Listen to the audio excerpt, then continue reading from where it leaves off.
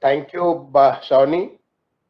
Uh, a very good afternoon to everybody. Mr. Bipul Ray, the President of IMA. Mr. Rohit Pathak ji, Senior Vice President of IMA. Hamza Arsiwala, Vice President of IMA.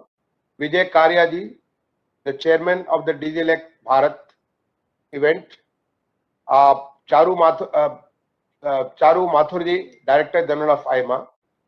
And everybody else who have joined on through this digital mode across the country, and I came to know from Vijay Karya ji it is across the globe. So would you like me to speak in English or I love speaking in Hindi? मातृभाषा में बहुत अच्छी लगती है, तो I can switch over to Hindi. That's something which I love. But if there is international audience and across the globe and they don't understand Hindi, then I will continue in English. विजय कार्य जी, आपकी क्या अनुमति है? Sir, दोनों का मिश्रण कर सकते हैं। मिश्रण करेंगे। चलिए, तो मैं हिंदी की ज्यादा प्रयोग करूंगा, अंग्रेजी से ज्यादा, क्योंकि हमें तो अपनी मातृभाषा बोलने में आनंद भी आता है और गर्व भी महसूस होता है। ये हम सबकी, पूरे देश की भाषा है और ज्यादातर कोशिश मैं यही करता हूं कि हिंदी में बात करूं, बाकी काम अंग्रेजी में हम करते हैं।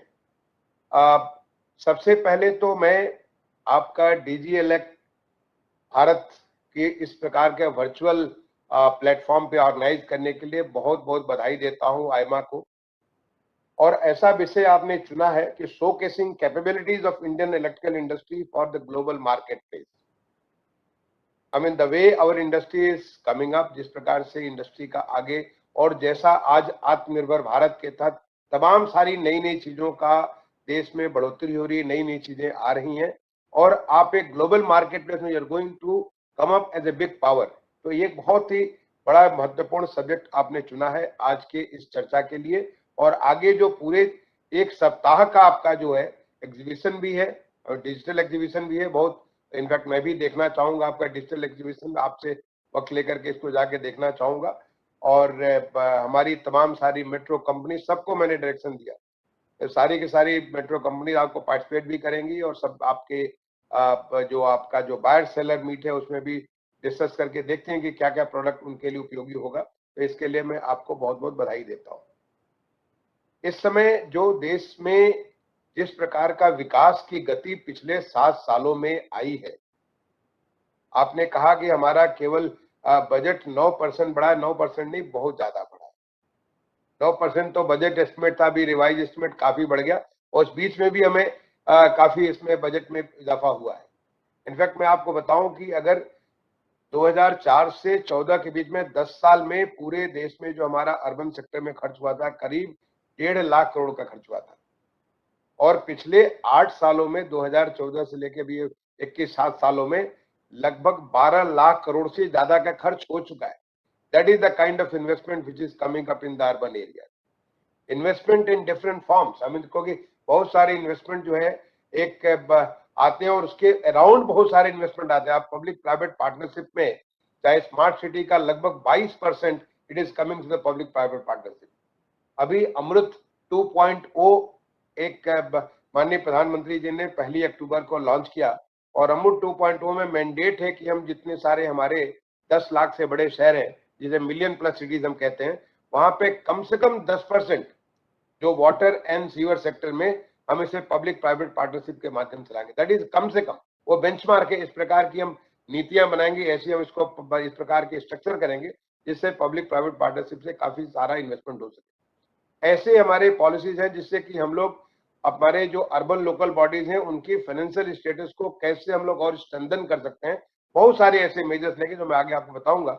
ऐसे तमाम सारे मेजर्स ले रहे हैं जिससे कि न केवल इन्वेस्टमेंट सरकार का, बल्कि एक इन्वेस्टमेंट करने का एक माहौल बन सके। आपको मालूम है नेशनल इंफ्रास्ट्रक्चर पाइपलाइन जो लगभग 12 लाख करोड़ की जो नेशनल पाइपलाइन है, उसमें करीब 16% से ज्यादा पार्ट हमारे मंत्रालय का होता है और हमारे मंत्रालय का उसमें बहुत सारा इन्वेस्टमेंट, बहुत सारी चीजों पर इन्वेस्टमेंट काफी तेजी से इस अर्बन सेक्टर में हो रहा है। और राइटली सो, आपने बिल्कुल कहा कि क्योंकि कुल मिलाकर के अगर शहर में जो हमें ऐसे माहौल अगर हम नहीं बनाएंगे कि जिससे लोगों की जिंदगी आसान हो सके, जैसे बार बार हमारे माननीय प्रधानमंत्री जी कहते हैं, 2 चीजों पर उनका फोकस होता है। एक होता है ईज ऑफ लिविंग, यानी हमारे नागरिकों की जिंदगी में इतना ऐसा आसान माहौल हो जिससे कि वो अपनी जो कैपेबिलिटीज है, उनकी जो कैपेसिटी है, उनका जो पोटेंशियल है, उस पोटेंशियल को ज्यादा फोकस करके देश की अर्थव्यवस्था में अपना योगदान दे सके, न कि अपने कामों के लिए ही वो जूझते रहे, चाहे वो एजुकेशन का हो, चाहे वो ट्रेवल के बारे में हो, इंटरटेनमेंट के बारे में हो, हेल्थ के बारे में हो। जो हमारी आवश्यकताएं, उन आवश्यकताओं की पूर्ति के लिए इतना आसान माहौल बन सके। ये इतना आसान काम भी नहीं है, लेकिन इस काम को करने के लिए एक ऐसा माहौल देश में बना है, ease of living is the focus of the government.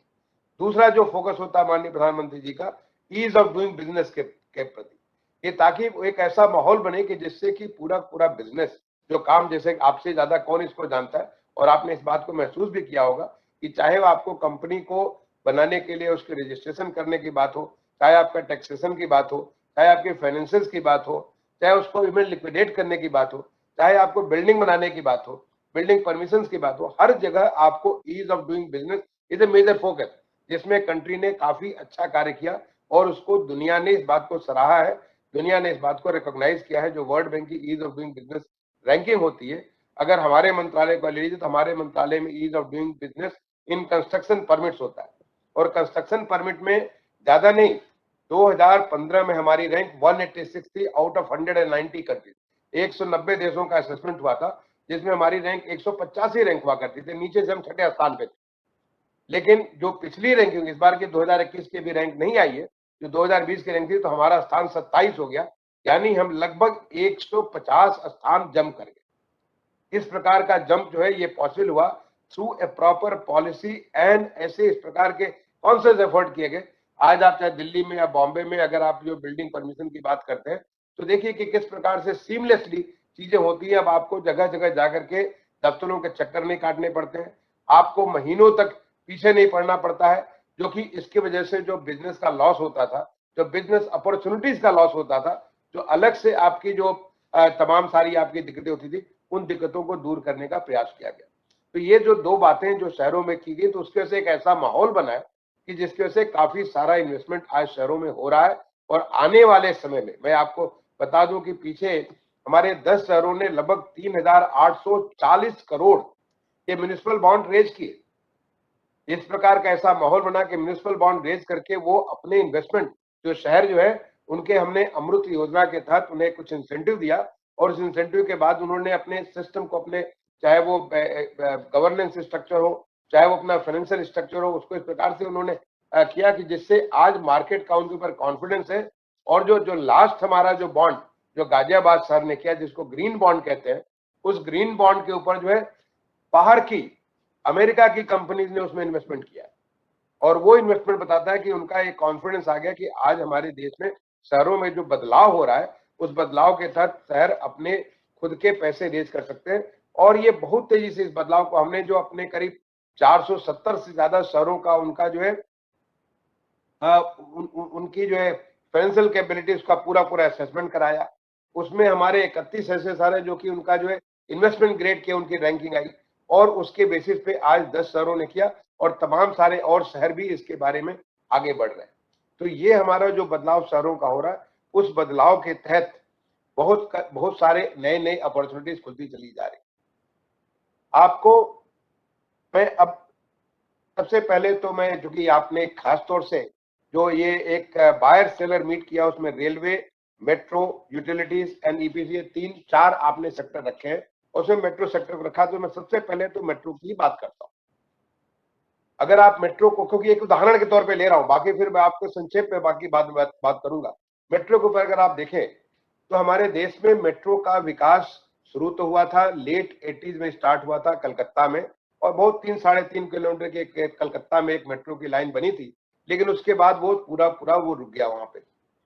उसके बाद उसका विकास 90s के लेट 90s में, जिसमें हमारे उसमें प्रधानमंत्री माननीय अटल बिहारी वाजपेयी जी हुआ करते थे, दिल्ली में इसका विकास चालू हुआ, 98 वगैरह के आसपास स्टार्ट हुआ। और पहली मेट्रो लाइन हमारी 2002 में चालू की गई, 7-8 किलोमीटर की मेट्रो लाइन चालू की गई। That was for the first time वहां से दिल्ली मेट्रो का आप समझते उदय हुआ, और वो वहां से शुरुआत मेट्रो की हमारी यात्रा एक चालू हुई। और ये 2014 तक इसकी टोटल मिलाकर के केवल देश के 5 शहरों में कुल लगभग 240 किलोमीटर की मेट्रो चल रही है।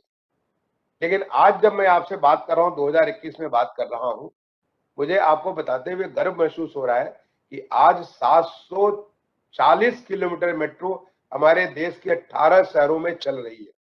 यानी लगभग 500 किलोमीटर मेट्रो ऑपरेशनल की गई है पिछले मात्र 6 सालों के बीच, 6-6.5 सालों के भीतर। और यही नहीं, बल्कि मेट्रो के लगभग 1050 किलोमीटर मेट्रो का 27 शहरों में आज कंस्ट्रक्शन का काम चल रहा है। ये सारे के सारे अगले 3-4 सालों में पूरे हो जाएंगे तो हमारी ये जो टोटल होगी वो करीब 1800 किलोमीटर ज्यादा की मेट्रो हो जाएगी। और इसमें भी एक नई चीज आपको बताना चाहता हूं कि रीजनल रैपिड ट्रांसपोर्ट हमारे देश में पहले बार आई है और दिल्ली से लेके मेरठ के बीच में 82 किलोमीटर का रीजनल रैपिड ट्रांसपोर्ट, इसका शुरुआत किया माननीय प्रधानमंत्री जी ने मार्च 2019 में। और उसकी पहली 17 किलोमीटर की प्रायोरिटी सेक्टर लाइन जो है ये हम चालू कर देंगे, पूरा मुझे कॉन्फिडेंस है। अगर आप कोई भी जाकर के मेरठ और दिल्ली के बीच में देख सकते हैं जिस तेजी से काम चल रहा है। दिसंबर 2022 जो हमारा आजादी का अमृत महोत्सव वर्ष चल रहा है, इसी के दौरान पहले 17 किलोमीटर को चालू करेंगे और ये देश में एक नया इतिहास लिखेगा। आपको जान करके ये जो ऐसे हम लोग जाते हैं दुनिया में, तमाम सारे देशों में आप जाते हैं, वहां पर रीजनल रैपिड रेल होती है, हमारे देश में पहले बार आ रही है। दिल्ली से मेरठ की दूरी जो है 82 किलोमीटर, जो आज चलने में करीब 3 घंटे लगते हैं, मात्र 55 मिनट में 14 स्टेशनों पर रुकते हुए एक आरामदेह एयर कंडीशन इस प्रकार की मेट्रो कार से आप जा सकेंगे।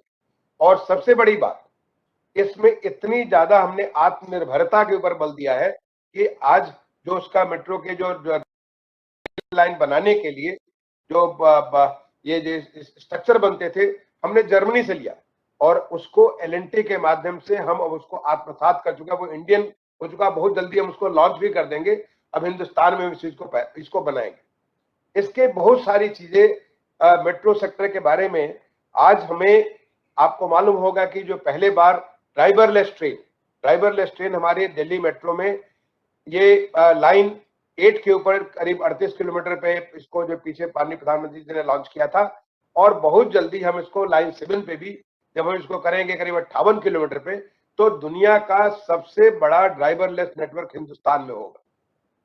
आज हमारा नेशनल कॉमन मोबिलिटी कार्ड जो हिंदुस्तान में पहले बार एक पूरे देश भर में, जो आपको इतना ईज ऑफ लिविंग की बात है कि आपको वन नेशन वन कार्ड आप अपने डेबिट कार्ड के माध्यम से हिंदुस्तान के किसी भी सेक्टर में, कहीं भी हमारे ट्रैवलिंग सेक्टर में कहीं से कहीं भी आप उसको उपयोग कर सकते हैं, आपको अलग से कार्ड लेने की आवश्यकता नहीं है। ऐसी व्यवस्था अगर कोई है तो एक साउथ कोरिया में, और सब जगह सिटी वाइड कार्ड है। हम नेशन वाइड कार्ड इसको बना चुके हैं और इसे कंप्लीटली इंडिजिनस इंडियन प्रोडक्ट जो कि एक्रेडिटेड इंटरनेशनली उसको एक्रेडिशन हमने कराया हुआ, और आज एक्रेडिशन का सिस्टम को भी अब हम उसकी जो पूरी उसको जांच करने के सिस्टम पे भी हम आत्मनिर्भर हो चुके हैं। हमारी कंपनी ने उसको पूरी उसकी कैपेसिटी को बिल्ड कर दिया। हमने इसको ऑटोमेटिक फेयर कलेक्शन सिस्टम, जो कि सारी की सारी मशीनें हम इंपोर्ट करते थे, अब उन्हें इंपोर्ट करने की जरूरत नहीं है। ये हमारी बेल कंपनी ने इसको बनाया और इसको हमने इसको इंटरनेशनली एक्रेडिशन करा लिया कि जिससे कि हम कहीं भी दुनिया को हम इसको भेज सकते हैं। पहले तो अपनी जरूरत को पूरा करेंगे, फिर हम उसको भेज सकेंगे। जो प्लेटफॉर्म स्क्रीन डोर है आज बेल कंपनी के माध्यम से हमारा बन के लगभग तैयार है। इसमें उसका फाइनली मिलियंस ऑफ उसकी टेस्टिंग होती है।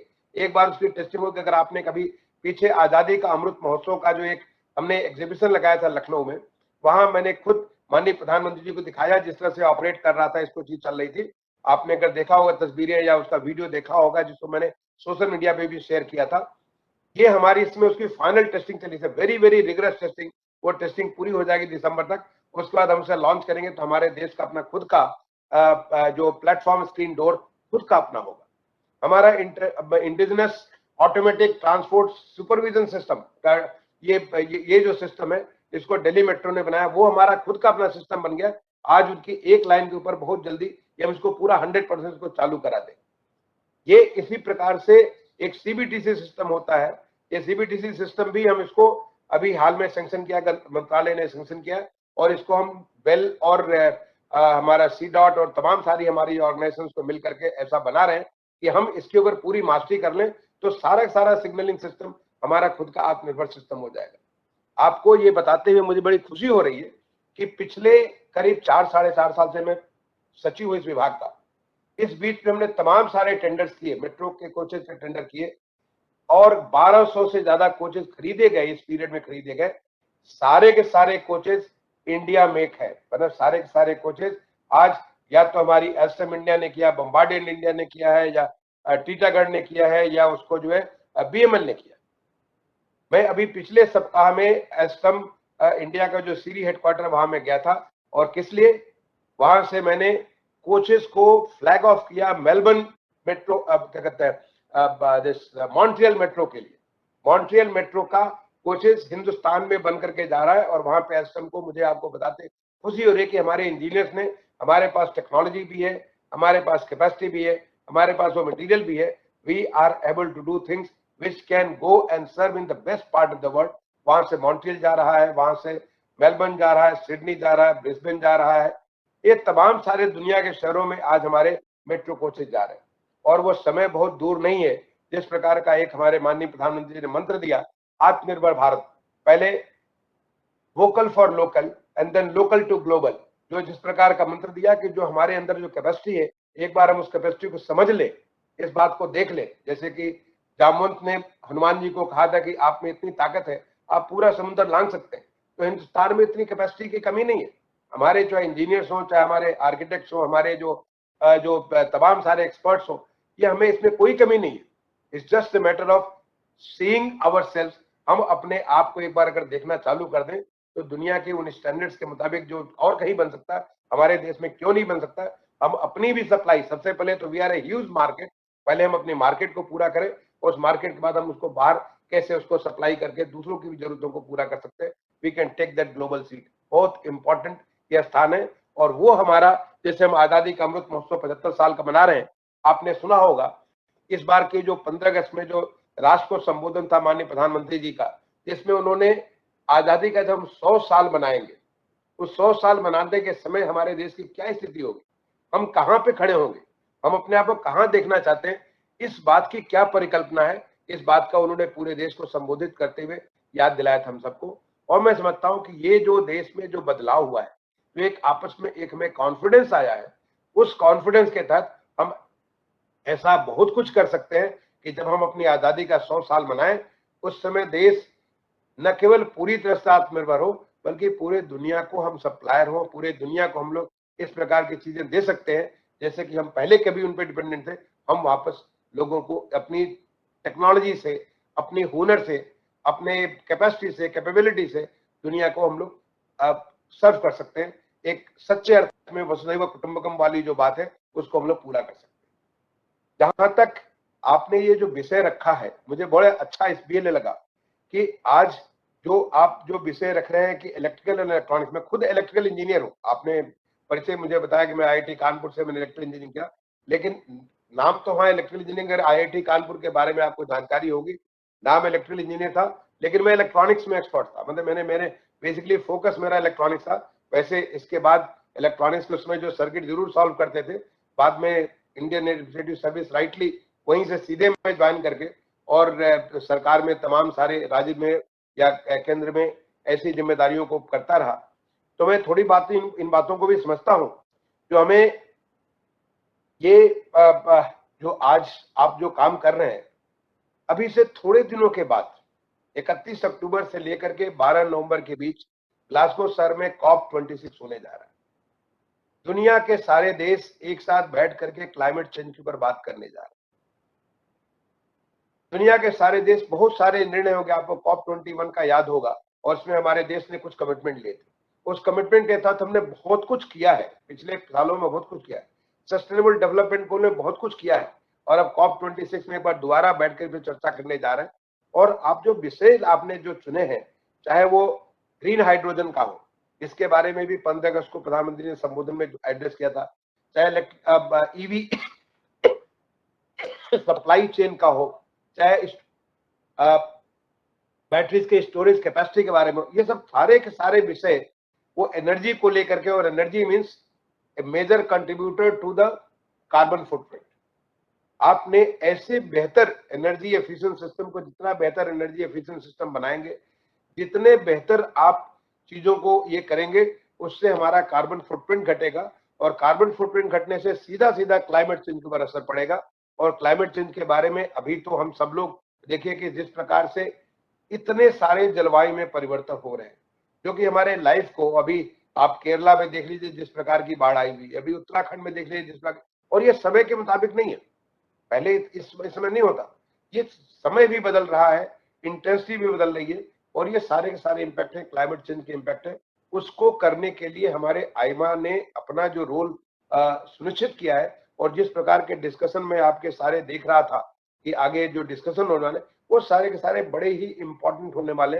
मैं समझता हूं कि इससे बहुत सारी ऐसी चीजें निकलेंगी जो आगे चल करके जो ग्लासगो का हमारा COP26 होने वाला है, उसमें भी चीजें निकल करके आएंगी। और ये अपॉर्चुनिटी देखने वाली बात है, क्योंकि दुनिया आज इसके प्रति बहुत ही सजग हो गई है, बहुत ही जागरूक हो गई है। अगर दुनिया इस बात के लिए जागरूक हो गई है, तो हमारे लिए एक नया मार्केट प्लेस क्रिएट हो रहा है, वो हिंदुस्तान में भी और दुनिया में भी। तो हमें ऐसा कुछ करना चाहिए कि जिसके माध्यम से हम रिन्यूएबल एनर्जी, जिसके माध्यम से हम एनर्जी एफिशिएंसी को बेहतर कर सके, जिसके माध्यम से हम ऐसी चीजें कर सके, फिर एनर्जी के कंजम्पशन, ऐसे बहुत सारी चीजें हम लोग कर सकते हैं। और वो हमारे पास हुनर भी है, हमारे पास कैपेसिटी भी है, हमारी कैपेबिलिटीज भी है। जो जहां तक हमारे मंत्रालय का सवाल है, हमारे मंत्रालय में मैंने आपको अर्बन ट्रांसपोर्ट इसलिए पहले शुरुआत में बात की क्योंकि वो मैं आपका फोकस था, इसलिए उस पर बात की। इसके अलावा देखें हाउसिंग का इतना बड़ा प्रोग्राम चल रहा है, और ये देश के जो हमारे ऐसे लोग जिनके पास मकान नहीं है, थोड़े मोड़े नहीं, लगभग 1.14 करोड़ लोगों को मकान सैंक्शन किए प्रधानमंत्री आवास योजना के भीतर, और इसमें से लगभग 90 लाख मकान हम लोग ग्राउंड करके उसमें काम चालू करा चुके हैं। करीब 53 लाख लोगों को मकान हम दे चुके हैं, और हर मकान मतलब उसमें इलेक्ट्रिकल की उसकी रिक्वायरमेंट होगी। हर एक में ऐसे जो लोगों की लाइफ स्टाइल जिस प्रकार से चेंज हो रही है, उनके इलेक्ट्रॉनिक्स की भी जरूरत होगी। तो इतने सारे लोग जब उनकी लाइफ में, जब जैसे आदमी का रहन सहन का स्तर बेहतर होता, उसका कंजम्पशन उसका सुधरता है, उसको और तमाम सारी अपॉर्चुनिटीज मिलती हैं, उसमें हम क्या कुछ कर सकते हैं, ये भी हमें देखने की बात है। आज हम लाइट हाउस प्रोजेक्ट की बात, आपने पिछले 1 जनवरी 2021 को प्रधानमंत्री जी ने देश के 6 शहरों में, चेन्नई, राजकोट, इंदौर, लखनऊ, रांची एंड अगरतला, इन 6 शहरों में जो दुनिया की बेस्ट कंस्ट्रक्शन टेक्नोलॉजी है उसको ग्राउंड किया गया। 1 साल के भीतर 1000 से ज्यादा मकान बन जाएंगे, और ऐसे बन रहे जैसे फैक्ट्री में एक कुछ बनता है और दूसरी जगह जाकर उसको सेटअप कर देते हैं। आप ऐसी चीजें आने वाले समय में भी, हाल में हमने जो लखनऊ का आजादी का अमृत महोत्सव का जो डिवीजन किया था, देश की 75 ऐसे नई टेक्नोलॉजीज को हम लोग ला करके उसमें एग्जिबिट किए थे, जो कि कंस्ट्रक्शन के सेक्टर में एक नया रेवोल्यूशन लाने जा रहे। आपका समय भी कम लगेगा, रिसोर्सेज भी एफिशिएंटली यूज होंगे, लोकल रिसोर्सेज का अधिक से अधिक प्रयोग होगा, या जो हमारे वेस्ट रिसोर्स जिसको हम वेस्ट कहते हैं, वेस्ट को हम उसको उपयोग करेंगे। तो इन सारी चीजों में आपको ऐसे जैसे कि प्लास्टिक को लेकर के इतने तमाम किस्म के प्रोडक्ट जो वहां पे एग्जिबिट किए गए, जो कि आज से कुछ दिनों पहले आप सोच भी नहीं सकते थे, वो मार्केट अपबीट है। और वहां पे जहां भी जरूरत होता है, वहां पे हर जगह आपकी, तो मैं समझता हूँ कि इलेक्ट्रॉनिक्स के बगैर कहीं कुछ काम ही नहीं चलता। दूसरा जो हमारा अमृत का जो प्रोग्राम है, अमृत जो अभी 2.0 लॉन्च किया गया अभी 1 अक्टूबर को। अमृत 2.0 में अब पूरे देश भर में, अभी तक तो हम केवल 500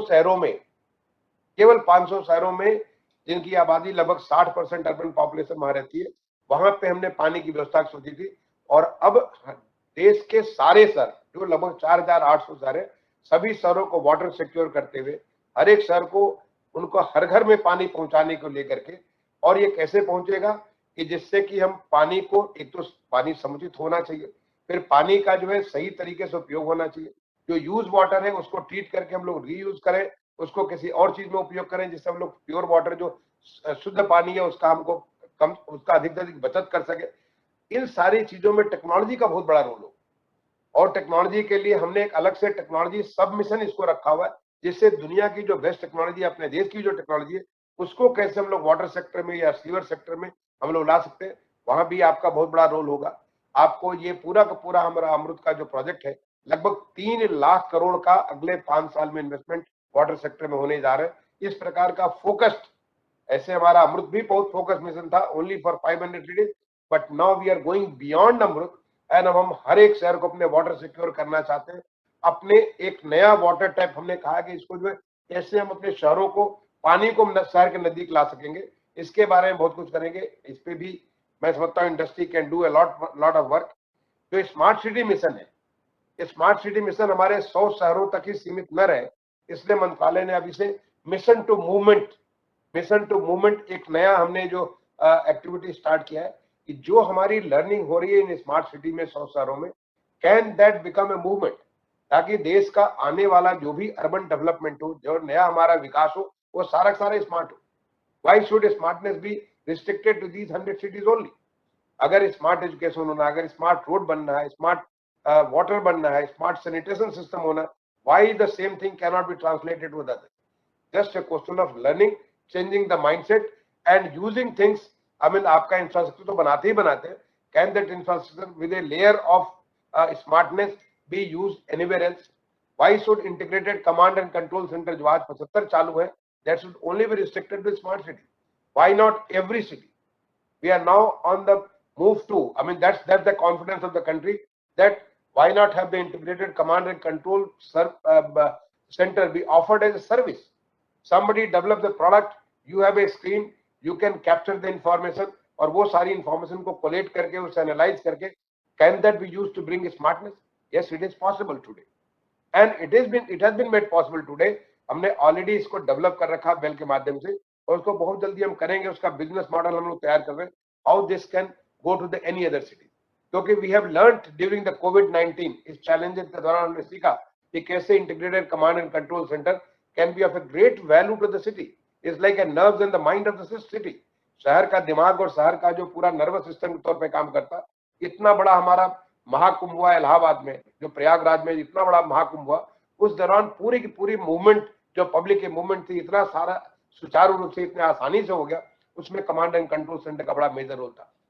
कई जगह जो है देवी आपदाएं आई, चाहे बाढ़ हुआ, चाहे साइक्लोन हुआ, वहां पे इसका कितना बड़ा रोल था। क्राउड कंट्रोल के ऊपर, आपके मोबिलिटी के ऊपर, सैनिटेशन सिस्टम पर, जो रोल इन शहरों में जो हमको सीखने को मिला, can that become as a service and be offered to any other city? Yes, it is possible today.